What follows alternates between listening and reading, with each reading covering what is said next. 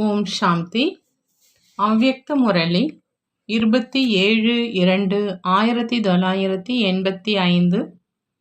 அவ்யக்த பாப்தாதா, மதுபன். இன்றைய முரளியின் தலைப்பு சிவசக்தி பாண்டவ சேனையின் சிறப்புகள். சிவசக்தி பாண்டவ சேனையின் சிறப்புகள்.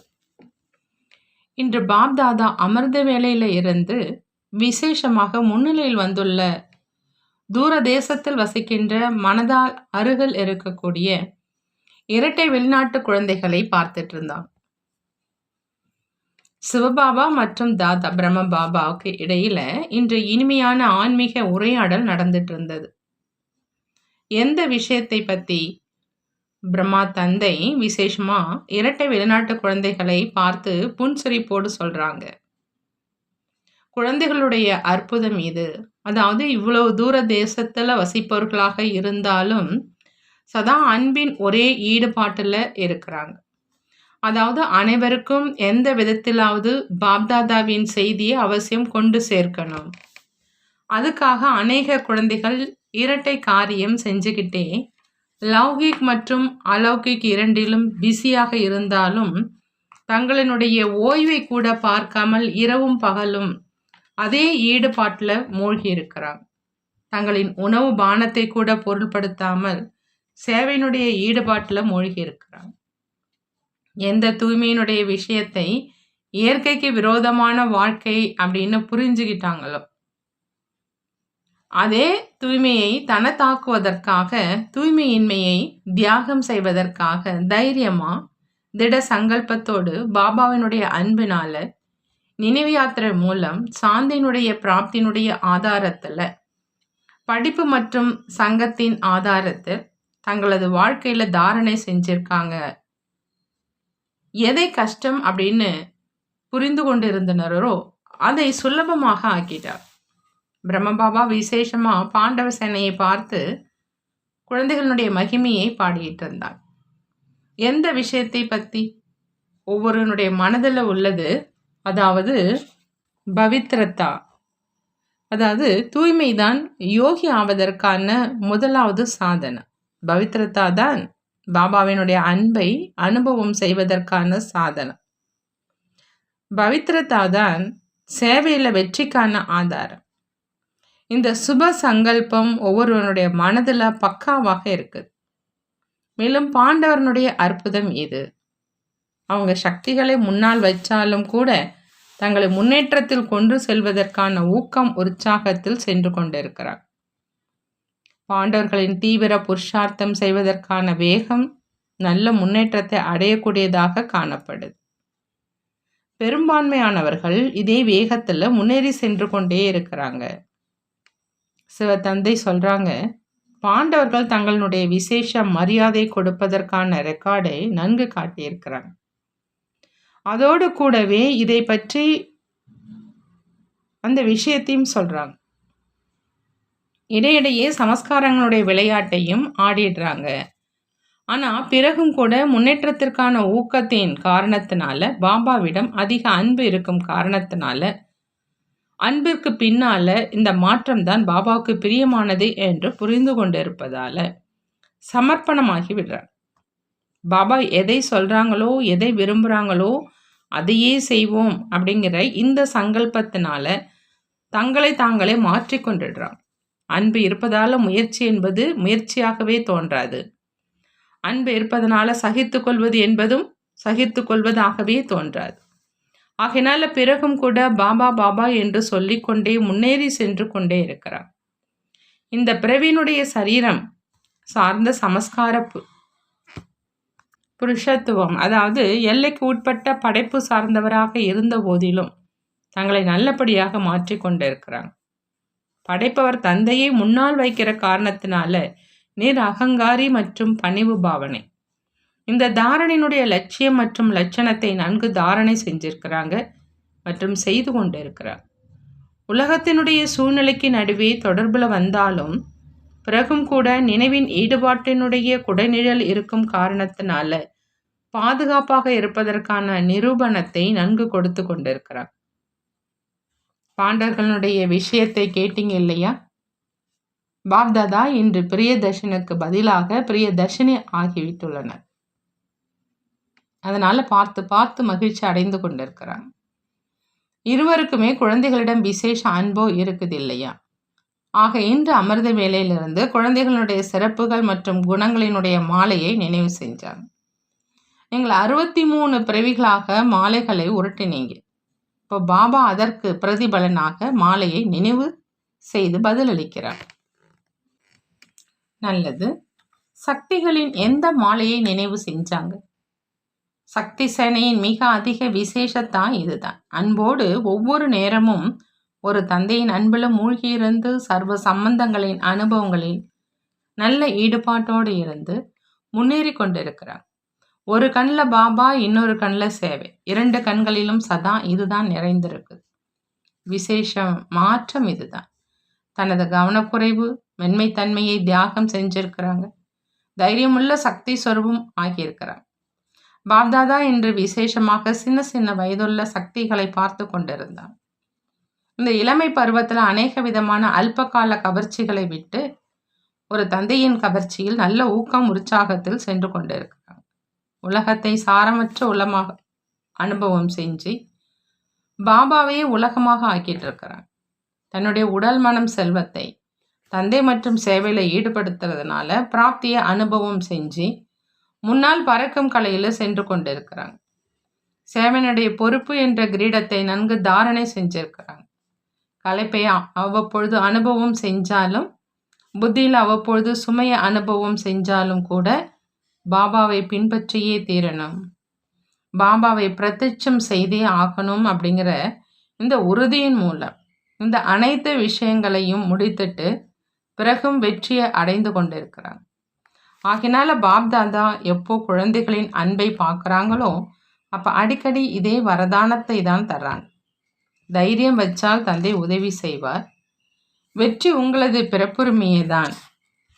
பாபாவினுடைய துணை இருப்பதனால ஒவ்வொரு பரஸ்திதியையும் வெண்ணெயிலிருந்து முடியை எடுப்பது போல கடந்து சென்றுடுறாங்க. வெற்றி என்பது குழந்தைகளுடைய கழுத்து மாலையாகவே இருக்குது. வெற்றி மாலை குழந்தைகளாக உங்களை வரவேற்பதாக இருக்குது. ஆக குழந்தைகளுடைய தியாகம், தபஸ்யா மற்றும் சேவை மீது பாப்தாதாவும் சமர்ப்பணமாகி விடுகிறார். அன்பின் காரணத்தினால எந்த ஒரு கடினமும் அனுபவம் செய்வதில்லை. அப்படித்தான் இல்லையா? எங்கே அன்பு இருக்கோ அன்பின் உலகத்தில் அல்லது பாபாவின் உலகத்தில், பாபாவின் மொழியில் கடினம் அப்படிங்கிற சொல்லே கிடையாது. சக்தி சேனையினுடைய விசேஷத்தா கடினம் என்பதை சுலபமாக ஆக்கிவிடுவது. ஒவ்வொருவருடைய மனதிலும் இதே ஊக்கம் இருக்குது. அனைவரை விடவும் அதிகமாக மற்றும் வெகு சீக்கிரமாக செய்தி கொடுப்பதற்கு நிமித்தமாகி பாபா முன்னிலையில் ரோஜா பூச்செண்டை கொண்டு வர வேண்டும். எப்படி பாபா நம்மை ஆக்கி இருக்கிறாரோ அதே மாதிரி நாம் மற்றவங்களை உருவாக்கி பாபாவுக்கு முன்னால் கொண்டு வரணும். சக்தி சேனை ஒருவர் மற்றவர்களுடைய சகயோகத்தினால் குழு ரூபத்தில் பாரதத்தில் இருந்தும் ஏதேனும் விசேஷத்தை வெளிநாடுகளில் செய்வதற்கான சுப ஊக்கத்தில் இருக்கிறாங்க. எங்கே சங்கல்பம் இருக்குதோ அங்கே வெற்றி அவசியம் இருக்கும். சக்தி சேனையில் ஒவ்வொருவரும் தங்களின் வெவ்வேறு இடங்களில் விருத்தி மற்றும் சித்தியை அடைவதில் வெற்றி பெற்று கொண்டிருக்கிறாங்க, பெற்றுக்கொண்டே இருப்பாங்க. ஆக இருவரினுடைய அன்பை பார்த்து, சேவையின் ஊக்கத்தை பார்த்து பாப்தாதா மகிழ்ச்சி அடைந்து கொண்டிருக்கிறாங்க. ஒவ்வொருவரினுடைய குணங்களை எவ்வளவு பாடுவது. ஆனால் வதனத்தில் ஒவ்வொரு குழந்தையினுடைய குணங்களை பாப்தாதா வர்ணனை செய்து கொண்டிருந்தார். பாரத தேசத்தினர் யோசித்து யோசித்து அநேகர் இருந்துடுவாங்க. ஆனால் வெளிநாட்டினர் தெரிந்து கொண்டு அதிகாரியாக ஆகிடுறாங்க. அவர்கள் பார்த்து கொண்டே இருந்துடுவாங்க. நீங்கள் பாபாவுடன் கூட வீட்டுக்கு சென்று சேர்ந்துடுவீங்க. அவங்க கதறுவாங்க. ஆனால் நீங்கள் வரதானங்களின் திருஷ்டி மூலம் பிறகும் ஏதாவது அஞ்சலி கொடுத்து கொண்டே இருப்பீங்க. அதாவது தேற்றுதல் கொடுத்து கொண்டே இருப்பீங்க. ஆக இன்று பாப்தாதா விசேஷமாக என்ன செஞ்சார் என்பதை பார்த்தீங்களா? குழு முழுவதையும் பார்த்து பாப்தாதா குழந்தைகள் தங்களின் பாக்கியத்தை உருவாக்கி கொள்ளும் மகிமையை பாடிக்கிட்டு இருந்தாங்க. தூரத்தில் இருந்தவங்க நெருக்கத்தில் வந்துட்டாங்க மற்றும் அருகில் அபுல இருப்பவங்க எவ்வளோ தூரமாக ஆயிட்டாங்க. அருகில் இருந்த போதிலும் தூரத்தில் இருக்கிறாங்க. ஆனால் நீங்கள் தூரத்தில் இருந்த போதும் அருகில் இருக்கீங்க. அவங்க வெறுமனே பார்த்து கொண்டு இருப்பவங்க. நீங்கள் மன சிம்மாசனத்தில் சதா இருக்கிறவங்க. எவ்வளவு அன்போடு மதுபன் வருவதற்கான சாதனங்களை தயார் செய்கிறீங்க. ஒவ்வொரு மாதமும் இதே பாடலை பாடுறீங்க. பாபாவோடு சந்திக்கணும், போகணும், சேமிச்சுக்கணும். ஆக இந்த ஈடுபாடும் கூட மாயாஜித் ஆவதற்கான சாதனமாக ஆயிடும். சுலபமாக டிக்கெட்டு கிடைச்சிடும் அப்படின்னா இவ்வளவு ஈடுபாட்டில் அதிக விக்னம் ஆயிடும். ஆனால் துளி துளியாக குளத்தை நிரப்புறீங்க. ஆகவே துளி துளியாக சேமிப்பதில் பாபாவினுடைய நினைவு நிறைஞ்சிருக்கு. ஆக இதுவும் டிராமாவில் நடப்பது நன்மைக்காக. அதுவும் பைசா கிடைத்து விடுமானால் பிறகு மாயா வந்துடும், பிறகு சேவை மறந்து போகும். ஆகையினால செல்வந்தர்கள் பாபாவினுடைய அதிகாரி குழந்தைகளாக ஆகிறதில்லை. சம்பாதிச்சிங்க, சேமிச்சிங்க. தனது உண்மையான வருமானத்தை சேமிப்பதில் தான் பலம் இருக்குது. உண்மையான வருமானத்தின் செல்வம் பாபாவின் காரியத்தில் பயனுள்ளதாக ஆகுது. சும்மா அப்படியே பணம் வந்துட்டா உடல் ஈடுபடாது. உடல் ஈடுபடாவிட்டால் மனமும் மேலே கீழே ஆயிடும். அதனால உடல், மனம், செல்வம் மூன்றும் ஈடுபட்டு கொண்டிருக்கு. ஆகவே சங்கமேகத்தில் சம்பாதிச்சிங்க, ஈஸ்வரிய பேங்க்ல சேமிச்சிங்க. இந்த வாழ்க்கை தான் நம்பர் 1 வாழ்க்கை. சம்பாதிச்சிங்க மற்றும் லௌகிக் வினாசி பேங்குகளில் சேமிச்சிங்க அப்படின்னா அது பயனுள்ளதாக ஆகாது.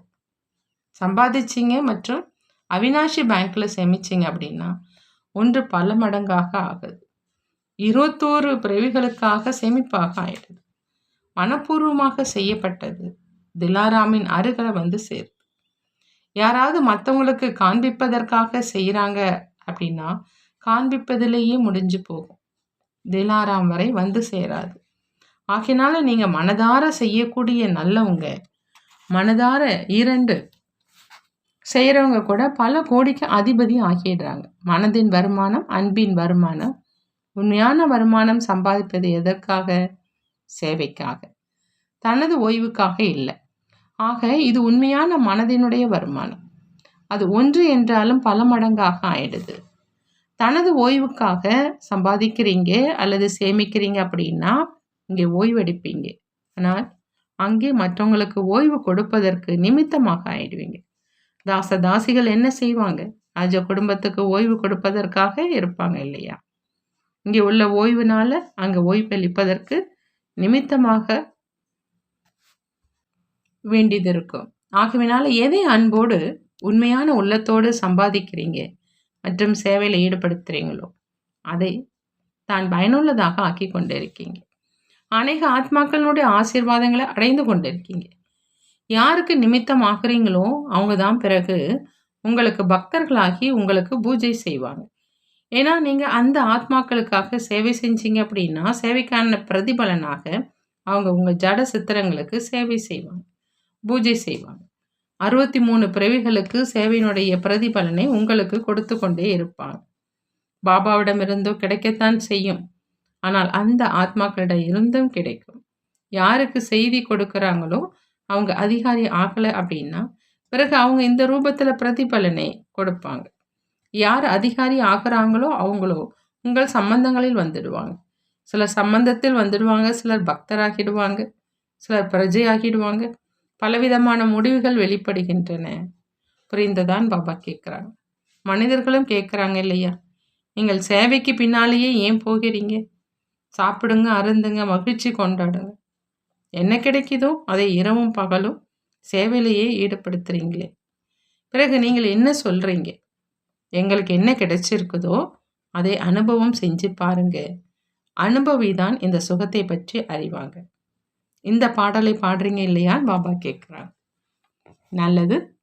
சதா அன்பில் மூழ்கி இருக்கக்கூடிய, சதா தியாகத்தை பாக்கியமாக அனுபவம் செய்யக்கூடிய, சதா ஒன்றை பல மடங்காக ஆக்கக்கூடிய, சதா பாப்தாதாவை பின்பற்றக்கூடிய, பாபாவை உலகம் என அனுபவம் செய்யக்கூடிய அத்தகைய மன சிம்மாசனதாரி குழந்தைகளுக்கு திலாராம் தந்தையின் அன்பு நினைவுகள் மற்றும் நமஸ்தே. நாமும் நம்மளுடைய திலாராம் தந்தைக்கு அன்பு நினைவுகள் மற்றும் நமஸ்தே கூறுவோம். வெளிநாட்டு சகோதர சகோதரிகளுடன் அவ்யக்த பாப்தாதா தனிப்பட்ட உரையாடல். அவங்கள்ட்ட கேட்குறாங்க பாப்தாதா, தங்களை பாக்கியவான் ஆத்மா அப்படின்னு புரிஞ்சிட்டு இருக்கீங்களா? எவ்வளோ பாக்கியத்தையோ உருவாக்கி இருக்கீங்க. பாக்கிய விதாதாவினுடைய இருப்பிடம் வந்து சேர்ந்திருக்கீங்க. இது எத்தகைய இருப்பிடம் அப்படின்னு புரிஞ்சிட்டு இருக்கீங்களான்னு கேட்குறாங்க. சாந்தியினுடைய இருப்பிடத்துல வந்து சேர்வதும் கூட பாக்கியம்தான். இந்த பாக்கியத்தை அடைவதற்கான வழி திறந்து வைக்கப்பட்டிருக்கு. டிராமாவினுடைய அனுசாரம் பாக்கியத்தை அடைவதற்கான இருப்பிடத்துல வந்து சேர்ந்திருக்கீங்க. பாக்கியத்தினுடைய ரேகை இங்கேதான் வரையப்படும். ஆக தங்களின் சிரேஷ்ட பாக்கியத்தை உருவாக்கி கொண்டேன். இப்போ கொஞ்சம் சமயம் கொடுங்க. சமயமும் இருக்கு, மேலும் துணையிலும் அதாவது சங்கத்திலும் சேர முடியும். வேறு கஷ்டமான விஷயமும் கிடையாது. எது கஷ்டமாக இருக்குதோ அதற்காக கொஞ்சம் யோசிக்கப்படுது. சுலபம் அப்படின்னா செய்யுங்க. இதனால வாழ்க்கையில என்னவெல்லாம் அல்பகால ஆசைகள் அல்லது இச்சைகள் இருக்குதோ அவை அனைத்தும் அவிநாசி பிராப்தியில நிறைவேறிடும். இந்த அல்பகால இச்சைகளுக்கு பின்னால் போவது என்பது தனது நிழலின் பின்னால் செல்வது. எவ்வளோ நிழலின் பின்னால் செல்வீங்களோ அவ்வளவு அது முன்னால் சென்று கொண்டே இருக்கும். அதை அடைய முடியாது. ஆனால் நீங்கள் முன்னேறி சென்று கொண்டே இருப்பீங்க அப்படின்னா அது தானாகவே உங்களுக்கு பின்னால் வந்து கொண்டே இருக்கும். ஆக அத்தகைய அவிநாசி பிராப்தியினுடைய பக்கம் செல்றவங்க பின்னால் விநாசி விஷயங்கள் அனைத்தும் பூர்த்தியாகிவிடும். புரிந்ததா அப்படின்னு பாபா கேட்குறாங்க. சர்வ பிராப்திகளுக்கான சாதனம் இதுதான். கொஞ்ச சமயத்தினுடைய தியாகம் சதா காலத்திற்கான பாக்கியத்தை உருவாக்குது. ஆகவே சதா இதே லட்சியத்தை புரிந்து கொண்டு முன்னேறி சென்று கொண்டே இருங்க. இதனால அதிக குஷியினுடைய கஜானா கிடைக்கும். வாழ்க்கையில் அனைத்திலும் பெரியதிலும் பெரிய கஜானா குஷி. ஆக அவிநாசி குஷியினுடைய கஜானாவை நீங்கள் அடைய முடியும்னு பாபா சொல்றாங்க. பாப்தாதா குழந்தைகளுடைய சதா முன்னேறி செல்வதற்கான ஊக்கம் உற்சாகத்தை பார்க்கிறார். குழந்தைகளுடைய ஊக்கம் பாப்தாதாவிடம் வந்து சேருது. குழந்தைகளுக்கு உள்ளுக்குள் உள்ளது உலகத்தின் விவிஐபியை பாப்தாதாவுக்கு முன்னிலையில் கொண்டு வருவேன். இந்த ஊக்கமும் கூட நனவாகி கொண்டே போகும்.